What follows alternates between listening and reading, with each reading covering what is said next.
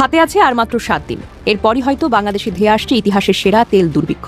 পতেঙ্গার বুকে সগৌরবে দাঁড়িয়ে থাকা দেশের একমাত্র সরকারি তেল শোধনাগারের চাকা এবার চিরতরে বন্ধ হয়ে যাওয়ার পথে। পারস্য উপসাগরের গরম হাওয়া এবার সোজা এসে লাগছে বাংলাদেশের হেসেল থেকে শুরু করে রাজপথে।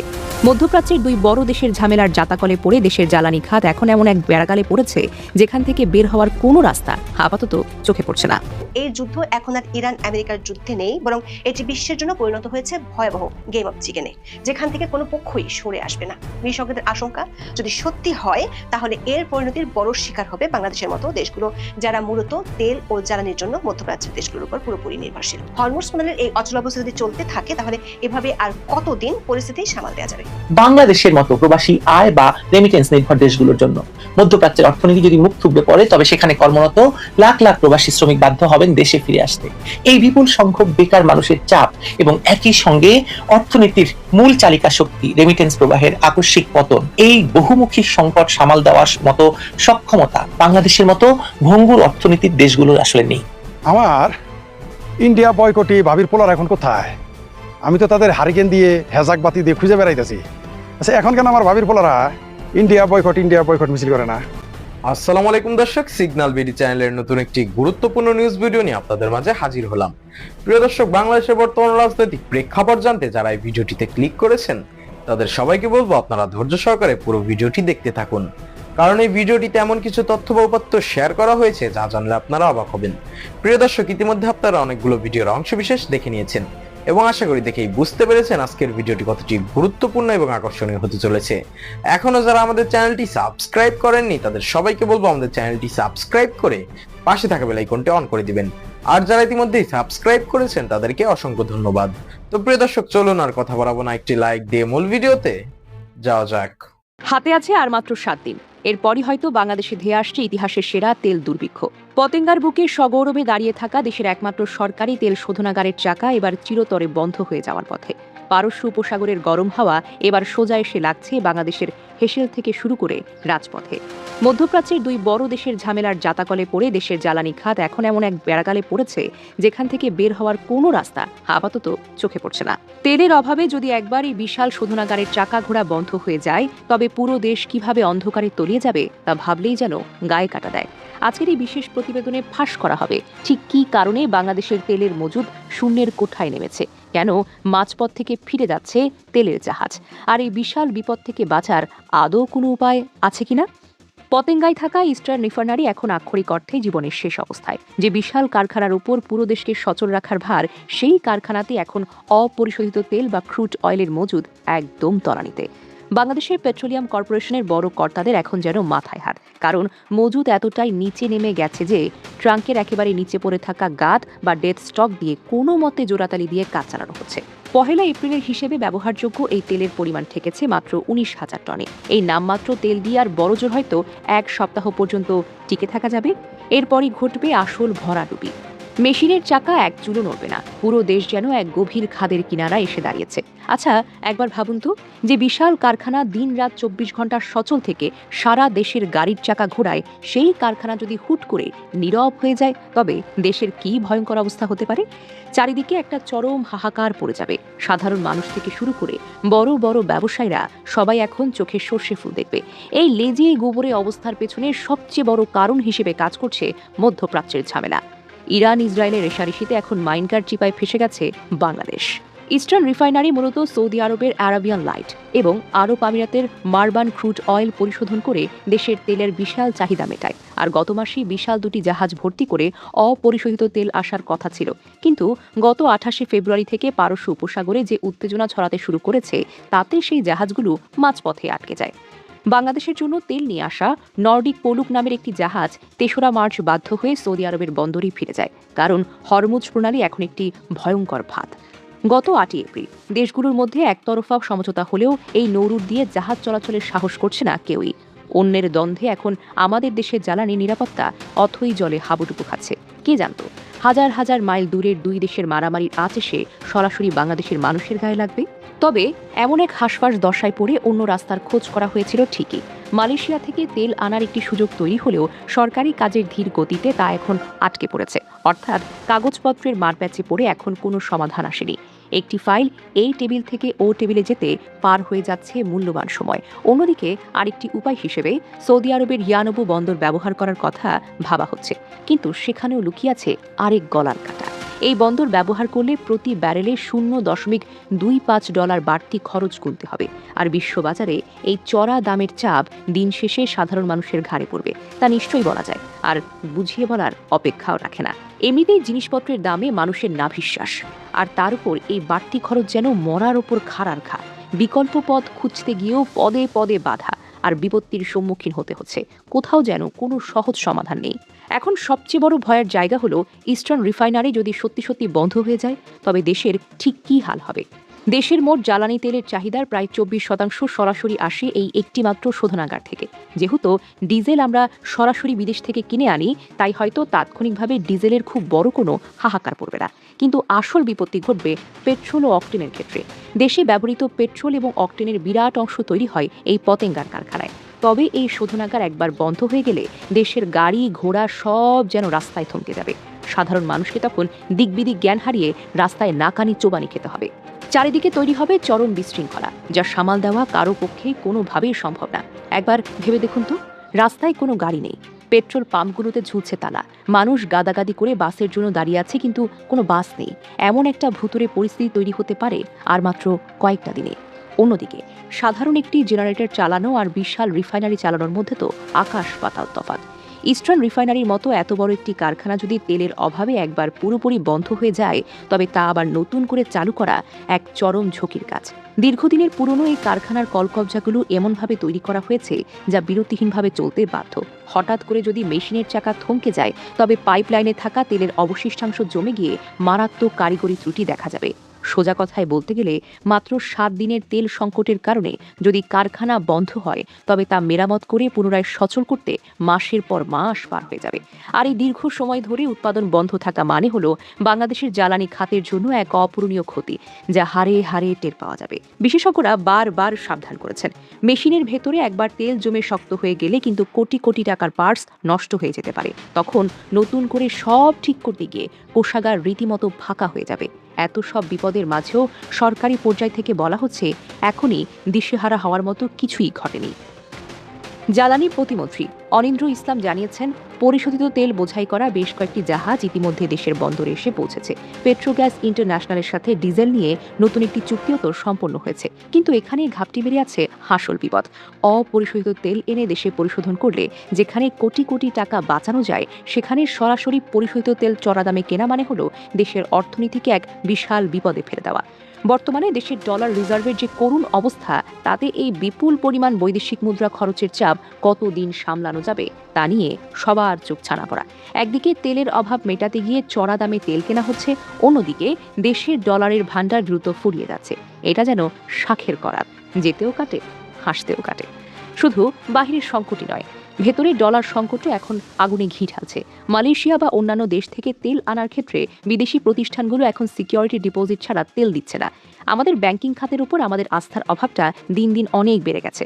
বিদেশি ব্যাংকগুলো বাংলাদেশের গ্যারান্টি নিতে আর চাইছে না। তারা ভাবছে তেল দিলে টাকা ঠিকমতো ফেরত পাওয়া যাবে কিনা। ডলারের এই তীব্র সংকটের মাঝেও তো তৈরি করা তেল আমদানি করে সাময়িকভাবে পরিস্থিতি সামাল দেওয়ার চেষ্টা চলছে ঠিকই, কিন্তু এর ফলে দেশের অর্থনীতির যে চরম ক্ষতি হচ্ছে তা যেন বলাই বাহুল্য। এই অবস্থা চলতে থাকলে খুব শীঘ্রই লোডশেডিং এবং পরিবহন ধর্মঘটের মতো ঘটনা জনজীবনকে চরমভাবে নাজেহাল করবে। তখন সাধারণ মানুষের কপাল চাপড়ে কাদা ছাড়া আর কোনো উপায় নেই। প্রতিদিনের জীবনে নেমে আসবে চরম ভোগান্তি। তেলের দাম বাড়লে কিভাবে বাজারের প্রতিটি জিনিসের দাম বাড়ে, আর তাতে একটা সহজ হিসাব যেন আমাদের মাথা ঘুরিয়ে দেয়। 1 লিটার তেলের দাম বাড়লে বাসের ভাড়া বাড়বে, ট্রাকের ভাড়া বাড়বে, আর ট্রাক ভাড়া বাড়লে চাল ডাল আলু পেঁয়াজ সবকিছুর দাম এক লাফে আকাশে উঠে যাবে। তখন এই বাজারের থলিতে আগুন লাগলে সাধারণ মানুষ ঠিক কোথায় গিয়ে পড়বে? তাদের তো আর জাদুর কাঠি নেই যে চাইলেই সবকিছু ঠিক হয়ে যায়। এই যে তেলের জাহাজ মাঝপথে আটকে আছে, এটা শুধু একটা জাহাজ আটকে থাকা নয়, এটা যেন পুরো বাংলাদেশের ভাগ্যটা আটকে থাকা। পারস্য উপসাগরের এই নীল জলে এখন আমাদের দেশের অর্থনীতির ভাগ্য ভাসছে। তাছাড়া হরমুজ প্রণালীর কথা যদি ধরাই যায়, এটা এমন এক সরু জলের রাস্তা যেখান দিয়ে বিশ্বের বেশিরভাগ তেল আনা নেওয়া করা হয়। এখন এই রাস্তার যদি 2 দেশ মিলে বোমা মারা শুরু করে, তখন কোনো নাবিক আর জাহাজ নিয়ে সে আগুনের ভেতরে কেন যাবে? কেউ যাবে না। আর ঠিক এই কারণে আমাদের দেশের জন্য কেনা এই তেল বন্দরেই পড়ে আছে। এদিকে পতেঙ্গার কারখানায় তেলের ট্যাঙ্কগুলো তো খা খা করছে। ট্যাঙ্কের ভেতর কান পাতলে যেন শুধু হাহাকার শোনা যায়। যারা এই কারখানায় কাজ করেন তাদের চোখে মুখেও এখন চরম ভয়ের ছাপ। তারা খুব ভালো করেই জানেন, একবার যদি মেশিনটা বন্ধ হয়ে যায় বিপদের মুখে পড়তে হবে পুরো বাংলাদেশকে। ইরান যুদ্ধ সহসাই থামছে বলে মনে হয় না। আসলে থামাতে চাইছে না কোনো পক্ষই। আক্রান্ত ইরানের পক্ষে যুদ্ধ থামিয়ে দেওয়া মানে পরাজয় মেনে নেওয়া, কিন্তু সেটা তো সম্ভব নয়। ওদিকে যারা আক্রমণ করছে তারা নানা শর্ত দিয়ে ইরানকে পর্যদস্ত করতে চাইছে। এর মধ্যে আবারও হরমুজ প্রণালী নিয়ে দুপক্ষ মরণপণ যুদ্ধের ঘোষণা দিয়েছে। ফলে হরমুজ প্রণালী কার্যত অচল, বন্ধ, যাই বলুন না কেন হয়ে গেছে। আর তাতেই বোঝা যাচ্ছে এই প্রণালীর গুরুত্ব আসলে কতটা। সাম্প্রতিক ঘটনা প্রবাহ বিশ্ব রাজনীতিকে একটি রূঢ় বাস্তবতার মুখোমুখি দাঁড় করিয়ে দিয়েছে। কিছু ভূরাজনৈতিক সংকট শুধু ভৌগোলিক সীমানার মধ্যে আটকে থাকে না, তা মুহূর্তেই বৈশ্বিক জ্বালানি বাজার, শেয়ার বাজার, খাদ্য সরবরাহ, পরিবহন ব্যয় এবং সাধারণ মানুষের একদম প্রতিদিনের জীবনকে গভীর খাদের কিনারায় ঠেলে দেয়। একটি সরু জলপথের নিয়ন্ত্রণ নিয়ে চলমান উত্তেজনা এখন ঠিক সেই পর্যায়ে পৌঁছেছে, যা গোটা বিশ্বের অর্থনীতির স্নায়ু কেন্দ্রকে কাঁপিয়ে দিচ্ছে। শান্তি আলোচনার ব্যর্থতা, বিশেষ করে ইউরেনিয়াম সমৃদ্ধকরণ কর্মসূচি বন্ধের দাবিতে সমঝোতা না হওয়ার জের ধরে সর্বাত্মক নৌ অবরোধ বা ব্লকের যে ঘোষণা এসেছে আমেরিকা বা ইসরায়েলের পক্ষ থেকে, তা নিছক কোনো সামরিক সিদ্ধান্ত নয়। এটি মূলত অর্থনৈতিক শ্বাসরোধ করার এক চরম কৌশল। এর লক্ষ্য প্রতিপক্ষের তেল রপ্তানির আয় পুরোপুরি বন্ধ করে তাদের অর্থনৈতিক মেরুদণ্ড ভেঙে দেওয়া। এই জলপথটির অস্বাভাবিক ভৌগোলিক সংকীর্ণতাই একে পৃথিবীর সবচেয়ে গুরুত্বপূর্ণ অথচ সবচেয়ে নাজুক সামুদ্রিক পথে পরিণত করেছে। এর সবচেয়ে সরু অংশটি মাত্র 24 মাইল চওড়া, যেখানে দুই দিকের জাহাজ চলাচলের জন্য ব্যবহারযোগ্য লেন কার্যত 2 মাইলের বেশি নয়। যুদ্ধ শুরুর আগে বিশ্বের প্রায় 20% তেল ও প্রাকৃতিক গ্যাস এই পথ দিয়েই পরিবাহিত হতো। প্রতিদিন যেখানে 1.5 শতাধিক বিশাল জাহাজ নির্বিঘ্নে চলাচল করত, সংঘাতের জেরে সেখানে এখন হাজার হাজার জাহাজ সাগরে ভাসমান অবস্থায় আটকা পড়ে আছে। এই অচল অবস্থা কেবল সামরিক উত্তেজনার প্রতীক নয়, এটি বৈশ্বিক বাণিজ্য এবং সরবরাহ ব্যবস্থার শিরা উপশিরায় জমে থাকা এক ভয়াবহ রক্তক্ষরণের পূর্ব লক্ষণ। আন্তর্জাতিক নৌ আইন অনুযায়ী ব্লকেড কার্যকর করার অর্থ হলো শত্রুপক্ষের সম্পদ এবং সরবরাহ সমুদ্রেই থামিয়ে দেওয়া। কিন্তু বাস্তবে হরমুজের মতো ঘন জাহাজ চলাচলপূর্ণ এবং মাইন ঝুঁকিপূর্ণ অঞ্চলে এই অবরোধ কার্যকর করা এক দুঃসাধ্য ব্যাপার। সামরিক বাহিনীর বিশেষ দলগুলোকে বাণিজ্য জাহাজে উঠে নিয়ন্ত্রণ নিতে হবে, মানে তল্লাশি চালাতে হবে, যা অত্যন্ত সময় সাপেক্ষ। তার উপর রয়েছে পানির নিচের অদৃশ্য আতঙ্ক। এই প্রণালীতে স্পাইকড, ম্যাগনেটিক, অ্যাকোস্টিক এবং প্রেসার মাইনের মতো প্রাণঘাতী ফাঁদ পাতা হয়েছে। বিশেষায়িত মাইন সুইপার ছাড়া কেবল ড্রোন বা হেলিকপ্টার দিয়ে এই পথ নিরাপদ করা কার্যত অসম্ভব। এই একতরফা চাপ যে কোনো মুহূর্তে পাল্টা সংঘাতে গড়াতে পারে, আর সেই আশঙ্কায় খোদ অবরোধকারী শক্তির মিত্ররাও এই অভিযানে যুক্ত হতে অস্বীকৃতি জানিয়েছে। যুক্তরাজ্যের কথা বলতে পারি, ফ্রান্সের কথা বলতে পারি, জার্মানির কথা বলতে পারি, ইটালি এবং স্পেন তো আগেই বলে দিয়েছে তারা এর মধ্যে জড়াবে না। অবরোধের প্রথম ধাক্কাটি সরাসরি আঘাত হেনেছে বিশ্ববাজারে। ঘোষণার সঙ্গে সঙ্গেই অপরিশোধিত তেল ও প্রাকৃতিক গ্যাসের দাম হু হু করে বাড়তে শুরু করেছে। এমনকি তেলের দাম ব্যারেল প্রতি $100 মনস্তাত্ত্বিক সীমাও ছাড়িয়ে গেছে। প্রতিদিন বিশ্ববাজার থেকে মিলিয়ন মিলিয়ন ব্যারেল ইরানি তেল হারিয়ে যাওয়ার যে শঙ্কা তৈরি হয়েছে, তা আগে থেকেই ধুঁকতে থাকা বৈশ্বিক অর্থনীতির জন্য এক অশনি সংকেত।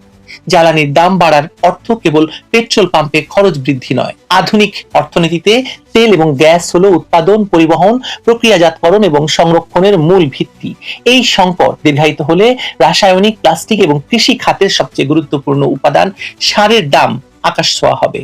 এর অনিবার্য ফল হিসেবে বিশ্বজুড়ে প্যাকেজিং, জীবন রক্ষাকারী ঔষধ থেকে শুরু করে নিত্য প্রয়োজনীয় খাদ্যের উৎপাদন ব্যয় মারাত্মকভাবে বেড়ে যাবে। শিপিং চার্জ এবং আন্তর্জাতিক বাণিজ্যের বিমা খরচ বৃদ্ধির চূড়ান্ত দায়ভার শেষ পর্যন্ত সাধারণ মানুষের ঘাড়ে এসে পড়বে। এই অবরোধ দীর্ঘস্থায়ী হলে সবচেয়ে ভয়াবহ বিপর্যয়ের মুখে পড়বে মধ্যপ্রাচ্যের অর্থনীতি।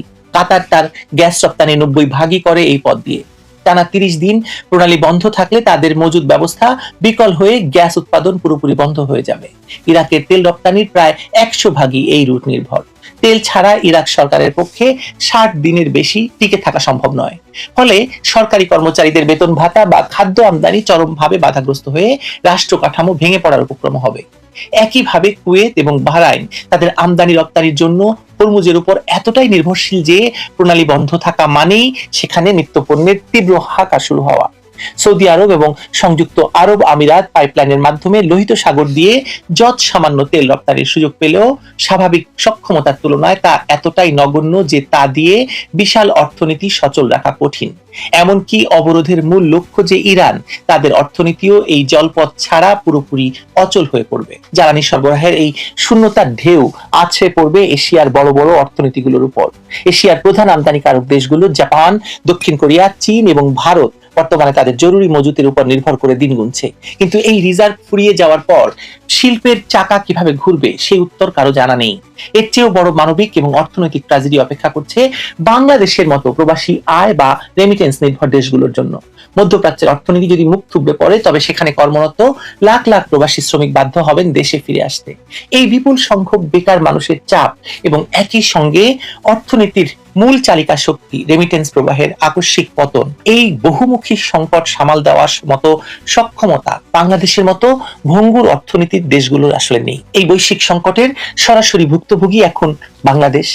হরমুজ প্রণালীর অচল অবস্থা এবং অপরিশোধিত তেলের তীব্র সংকটে দেশের একমাত্র রাষ্ট্রায়ত্ত তেল শোধনাগার ইস্টার্ন রিফাইনারি পিএলসি সাময়িকভাবে বন্ধ হয়ে গেছে। সংকট সামাল দিতে পাইপলাইনে জমে থাকা তলানির তেল এবং সংরক্ষণ ট্যাঙ্কের ডেড স্টক পর্যন্ত তুলে উৎপাদন চালুর চেষ্টা করা হয়েছিল।